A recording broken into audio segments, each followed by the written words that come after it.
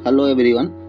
तो आप लोगों को मैं बता दूं कि आज फरवरी में 3 तारीख हो गई है और 3 तारीख से पीछे जितने भी जनवरी से बनने वाले इम्पॉर्टेंट क्वेश्चन हैं सभी पर चर्चा करने वाले हैं। और बिना देरी किए बढ़ते हैं हम फर्स्ट नंबर क्वेश्चन पर। फर्स्ट नंबर क्वेश्चन की बात कर लिया जाए यहाँ पर तो देखा जाए कि किस देश में दुनिया के सबसे बड़े इंटरनेशनल थिएटर फेस्टिवल का आयोजन किया जाएगा।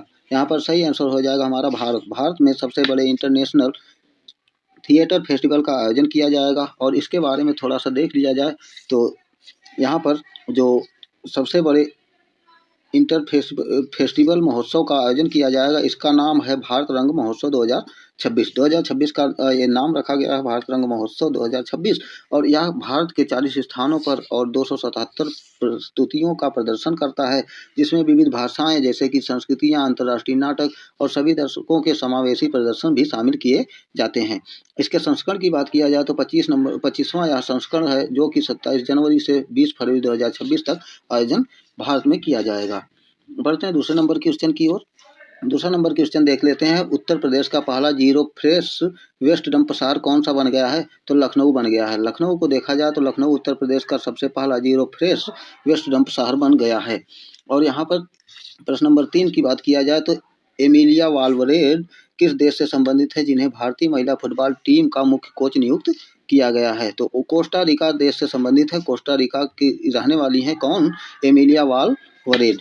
और इस पर थोड़ा सा देख लिया जाए तो ऑल इंडिया फुटबॉल फेडरेशन ने कोस्टा रिका का देश का नाम है कोस्टा रिका की अमेलिया वाल्वरेड को सीनियर भारतीय महिला फुटबॉल टीम का कोच नियुक्त किया गया है। और फाउंडेटेड ईयर की बात किया जाए तो 30 जनवरी 1937 और हेडक्वार्टर की बात किया जाए तो नई दिल्ली में है। उसके बाद बढ़ते हैं प्रश्न नंबर 4 की तरफ। प्रश्न नंबर 4 को देख लेते हैं। यहाँ पर किस दिन अंतर्राष्ट्रीय शिक्षा दिवस मनाया जाता है? किस दिन अंतर्राष्ट्रीय शिक्षा दिवस मनाया जाता है? तो 24 जनवरी को अंतर्राष्ट्रीय शिक्षा दिवस के रूप में मनाया जाता है। और यहाँ पर देखा जाए तो अंतर्राष्ट्रीय शिक्षा दिवस प्रतिवर्ष 24 जनवरी को मनाया जाता है, ताकि बेहतर और अधिक समान विश्व के निर्माण में शिक्षा की परिवर्तनकारी शक्तियों को मान्यता दी जा सके। संयुक्त राष्ट्र महासभा ने वर्ष 2018 में 24 जनवरी को अंतर्राष्ट्रीय शिक्षा दिवस के रूप में घोषित किया था। तभी से 24 जनवरी को अंतर्राष्ट्रीय शिक्षा दिवस के रूप में मनाया जाता है। उसके बाद बात कर लेते हैं प्रश्न नंबर 5 की। प्रश्न नंबर 5 देखा जाए तो सीआरपीएफ के नए डीआईजी कौन बने हैं? तो नए डीआईजी की बात किया जाए तो रवि शंकर छवि बने हुए हैं इस समय वर्तमान में। और देखा जाए यहाँ पर तो केंद्रीय गृह मंत्रालय ने रवि शंकर छवि को केंद्रीय रिजर्व पुलिस यानी कि सीआरपीएफ में उप महानिदेशक डीआईजी के पद पर नियुक्त किया गया है। और बात कर लिया जाए तो इसकी स्थापना 27 जुलाई 1939 को की गई थी। मुख्यालय की बात किया जाए नई दिल्ली में है। महानिदेशक इस समय देखा जाए तो ज्ञानेंद्र प्रताप सिंह है। उसके बाद बात कर लेते हैं प्रश्न नंबर 6 की तरफ बढ़ते हैं। प्रश्न नंबर 6 हमसे कह रहा है कि आईसीसी पुरुष टी20 विश्व कप 2026 में बांग्लादेश की जगह किस टीम को शामिल किया गया है? तो स्कॉटलैंड को शामिल किया गया है। स्कॉटलैंड को बांग्लादेश टीम की जगह पर यहाँ पर शामिल किया गया है। स्कॉटलैंड ने आईसीसी टी20 विश्व कप 2026 में बांग्लादेश की जगह ली है। बांग्लादेश ने भारत में प्रकाशित मैच शेड्यूल के तहत खेलने से इनकार कर दिया था। इसके तहत यहाँ पर स्कॉटलैंड को यहाँ पर शामिल कर लिया गया है। और नए ग्रुप की बात किया जाए तो अब तक यहाँ पर England, Italy, Nepal, West Indies और स्कॉटलैंड को भी यहाँ पर शामिल कर लिया गया है। बात कर लेते हैं प्रश्न नंबर 7 की। प्रश्न नंबर 7 हमसे कह रहा है कि 26 जनवरी 2026 को गणतंत्र दिवस का कौन सा संस्करण मनाया गया? तो यहाँ पर बात कर लेते हैं। ऑप्शन नंबर ए हो जाएगा 77 नंबर का 26 जनवरी 2026 का गणतंत्र दिवस जो मनाया गया वह 77 नंबर का संस्करण के रूप में मनाया गया है। यहाँ पर देख लिया जाए तो गणतंत्र दिवस हर वर्ष 26 जनवरी को मनाया जाता है, जो कि 77वां नंबर का 2026 में मनाया गया था। और बात कर लिया जाए भारतीय संविधान का तो 26 जनवरी 1950 को लागू किया गया था। और यहाँ पर बात कर लिया जाए तो गणतंत्र दिवस की मुख्य परेड जो होता है वह नई दिल्ली के कर्तव्य पथ पर आयोजित किया जाता है। और यहाँ पर बहुत इंपॉर्टेंट बनने वाला क्वेश्चन यहाँ पर देख लिया जाए तो गणतंत्र दिवस 2026 में मुख्य अतिथि यूरोपीय संघ के दो नेता को बुलाया गया था, जिनका नाम था उर्सुला वान डेर लियेन और एक दूसरे की बात किया जाए तो एंटोनियो कोस्टा, जो कि यूरोपीय परिषद के अध्यक्ष थे, और उर्सुला वान डेर लियेन जो कि यूरोपीय आयोग की अध्यक्ष थी। इन्हें एक गेस्ट के तौर पर बुलाया गया था। बात कर लेते हैं प्रश्न नंबर 8 की। तो हाल ही में दुनिया की सबसे पुरानी ज्ञात गुफा कलाकृति कहाँ पर खोजी गई है? तो इसे इंडोनेशिया में खोजा गया है, जिसका नाम है सुलावेसी चूना पत्थर की गुफाएं। कहाँ पर स्थित है? कई बार एग्जाम में पूछ लिया जाता है कि सुलावेसी चूना पत्थर की गुफाएं कहाँ पर स्थित है, तो याद रखिएगा इंडोनेशिया में स्थित है, जो कि सबसे पुरानी ज्ञात गुफा कलाकृतियों में भी शामिल कर लिया गया है। यहाँ पर देख सकते हैं यह इतना वर्ष पुरानी है। और उसके बाद बात किया जाए तो यह कलाकृति सुलावेसी की चूना पत्थर की गुफाओं में खोजी गई है। उसके बाद बढ़ते हैं प्रश्न नंबर अगले की तरफ। देखा जाए तो गुजरात के सानंद में किस निजी कंपनी ने उपग्रह निर्माण संयंत्र की नींव रखी है? और वह कौन सी निजी कंपनी है जिन्होंने इसका नींव रखी है?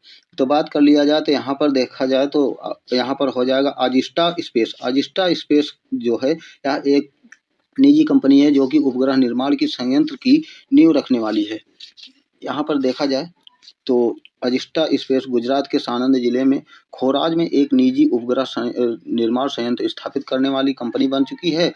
पाल्मा नारो नामक एक संयंत्र उपग्रह और विद्युत प्रकाशिक पेलोड पर केंद्रित होगा, इस पे दी गई है। उसके बाद बात कर लेते हैं प्रश्न नंबर 10 की। प्रश्न नंबर 10 की बात किया जाए तो वर्ष 2026 में कितने लोगों को पद्म विभूषण पुरस्कार से सम्मानित किया गया है? तो पद्म विभूषण की बात किया जाए तो यहाँ पर ऑप्शन नंबर ए हमारा सही हो जाएगा। पद्म विभूषण जो दिया गया है 5 लोगों को दिया गया है, और पद्म भूषण जो दिया गया है वह 13 लोगों को दिया गया है। और टोटल की बात किया जाए तो पद्मश्री की बात किया जाए, पद्मश्री 113 लोगों को दिया गया है, और टोटल की बात किया जाए तो 131 लोगों को दिया गया है।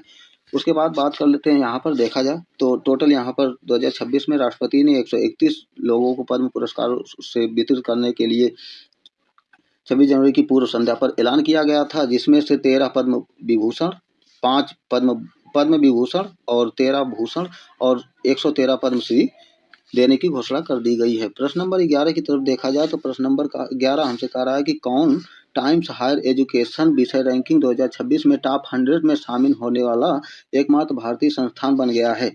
तो एकमात्र वह कौन सा संस्थान है? वह है बेंगलुरु का। Bengaluru Indian institute of science जो है यह टॉप 100 में शामिल होने वाला एकमात्र भारतीय संस्थान है। उसके बाद बात कर लेते हैं प्रश्न नंबर 12 की। प्रश्न नंबर 12 हम देख लेते हैं कि किस राज्य की पुलिस को उत्कृष्ट सेवाओं के लिए राष्ट्रपति पुलिस ध्वज पुरस्कार से सम्मानित किया गया है? तो यहाँ पर ऑप्शन नंबर हमारा सही हो जाएगा सिक्किम। सिक्किम को राष्ट्रपति द्वारा पुलिस ध्वज पुरस्कार से सम्मानित किया गया है।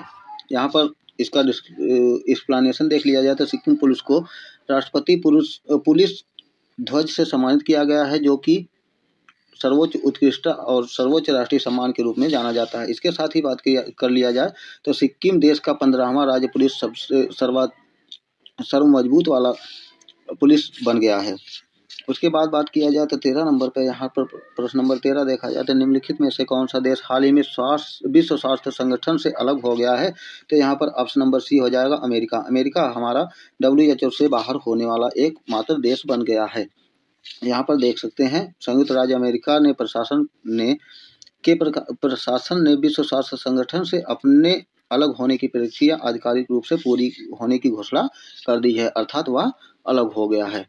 बात करते हैं प्रश्न नंबर 14 की। प्रश्न नंबर 14 की बात किया जाए तो किसे बनारस साहित्य महोत्सव 2026 में Bharatendu Harishchandra life time achievement पुरस्कार से सम्मानित किया गया है?